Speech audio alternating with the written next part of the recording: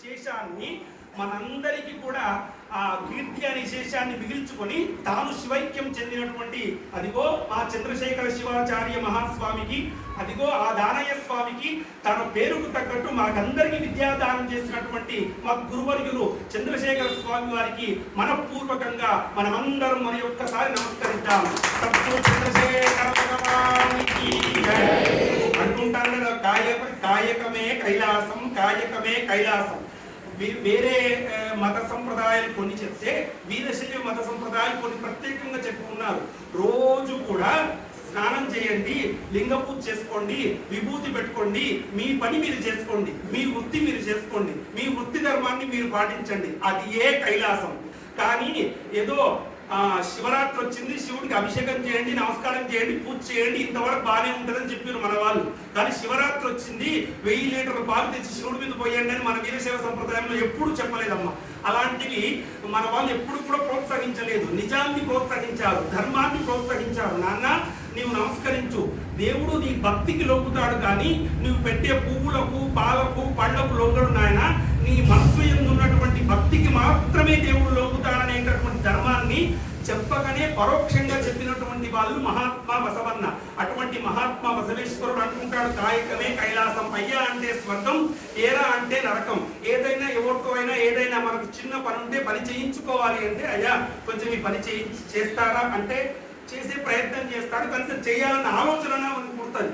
నీ పనే కదా, నీవెందుకు చేయవు, నీకు జీతం ఇస్తున్నా కదా అని మనం అహంకారంగా గట్టిగా అన్నామనుకోండి, అప్పుడేమవుతుంది, అయ్యా నీలా జీతం ఇచ్చేటోళ్ళు, నీలాగా డబ్బులు ఇచ్చేటోళ్ళు చాలా మంది ఉంటారని చెప్పి మన పని కాస్త పక్కన పెట్టి ఇంకో పనికి వెళ్తాడు. అంటే మనకి ఏదైనా పని చేయించుకోవాలన్నా, మనం చేయాలన్నా సాత్వికంగా మాట్లాడాలి అనేది బసవన్న లాంటి మహనీయులు మనకు చెప్పి ఉన్నారు. కాబట్టి ఇలాంటి మహాత్మా బసవేశ్వరుడు, హేమరెడ్డి మల్లమ్మ, అక్క మహాదేవి, ఇలా వీరశైవ సంప్రదాయంలో మోక్ష ప్రాప్తిని పొందినటువంటి వాళ్ళు చాలా మంది ఉన్నారు.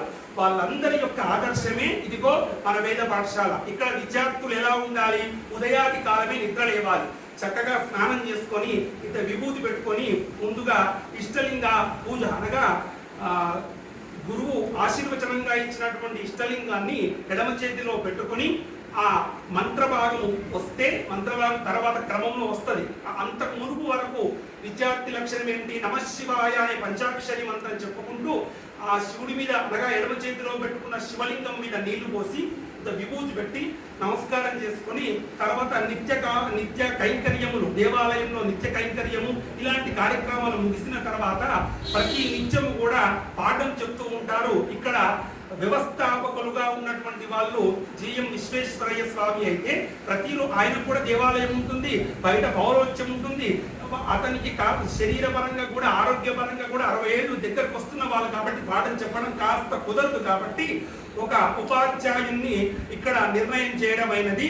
అతడు ప్రతినిత్యం ఇక్కడే ఉంటాడు, ఇక్కడే విద్యార్థులతో ఉంటూ తాను కూడా నిత్య విద్యార్థిలా తాను చదువుకుంటూ విద్యార్థులకు పాఠం చెప్తూ ఉంటాడు. అటువంటి తమ్ముడు విజయ్కి కూడా ఈనాడు ఆశీర్వచన పూర్వక మనమందరం కూడా అభినందనలు తెలియజేయాలి. మరి ఒక్కసారి అధ్యక్షులు, ఈ దేవాలయ అధ్యక్షులు ఆగమయ్య అన్నగారు మనందరికీ కూడా శుభాకాంక్షల పూర్వక కాస్త 2-3 మంచి విశేషాలు చెప్పాలని కోరుకుంటూ ఉన్నాము. ఓం స్వస్తి.